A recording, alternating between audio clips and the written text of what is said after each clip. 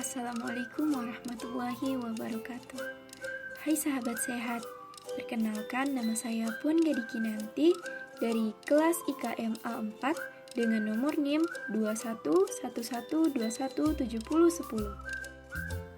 Baiklah, pada hari ini saya akan memaparkan materi terkait proses pernapasan normal pada manusia serta gangguan pernapasan pada manusia. Baiklah, materi yang pertama mengenai proses pernapasan normal pada manusia. Seseorang dapat dikatakan memiliki laju pernapasan normal apabila ia bisa bernafas sebanyak 12-20 kali per menit dan berlangsung secara berkesinambungan. Cara kerja sistem pernapasan. Sistem pernapasan pada manusia melibatkan semua organ pernapasan.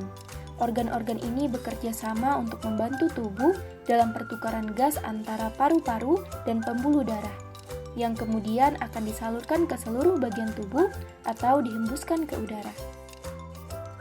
Berikut ini adalah cara kerja sistem pernapasan pada manusia. Ketika kita menarik napas atau disebut dengan inspirasi, diafragma dan otot-otot di antara tulang rusuk akan berkontraksi dan meluaskan rongga dada, sehingga paru-paru bisa mengembang dan terisi udara. Yang kedua, udara masuk lewat hidung dan mulut dan melewati proses penyaringan partikel-partikel kecil oleh rambut hidung.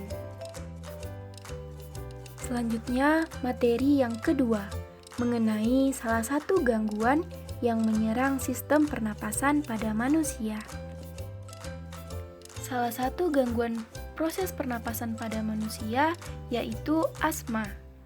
Asma adalah suatu kelainan berupa peradangan kronik saluran napas yang menyebabkan penyempitan saluran napas, sehingga menyebabkan gejala episodik berulang berupa mengi, sesak napas, dada terasa berat, dan batuk terutama pada malam atau dini hari. Selanjutnya, ada faktor-faktor penyebab asma. Yang pertama, ada alergi. Yang kedua, merokok. Dan yang ketiga, infeksi.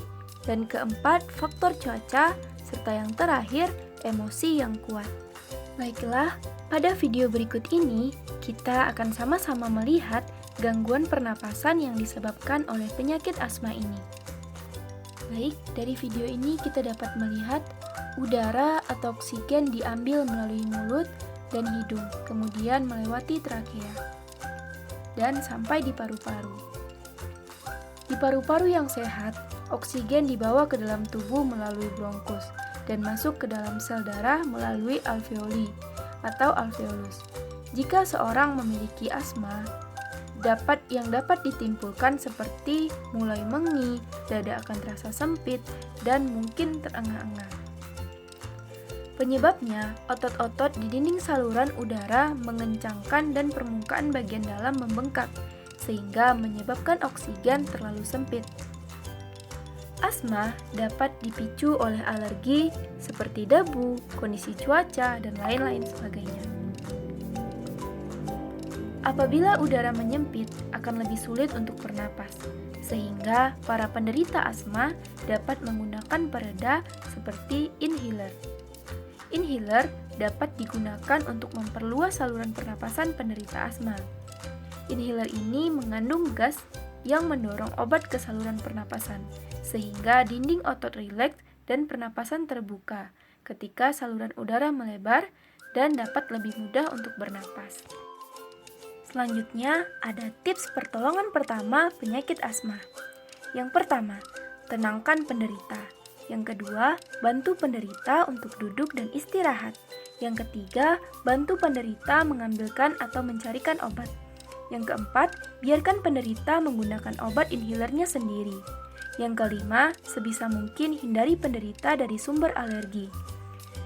Yang keenam, jika merupakan serangan pertama atau terlihat berkepanjangan, segera bawa ke layanan medis. Jika tidak sadar, segera bawa ke layanan medis. Jangan memaksa penderita untuk tidur terlentang, karena penderita lebih nyaman dalam keadaan duduk. Dan yang terakhir, jangan banyak bertanya pada penderita, karena biasanya ia sulit untuk berbicara. cara pengobatan penyakit asma, yakni dapat dibagi atas dua cara. Yang pertama, cara meredakan gejalanya, dan yang kedua, cara mencegah gejala kambuh. Cara meredakan gejalanya yang pertama yaitu menjalani pengobatan dengan dokter serta menggunakan inhaler. Dan cara mencegah gejala kambuh yaitu jauhi hal-hal yang akan menimbulkan alergi.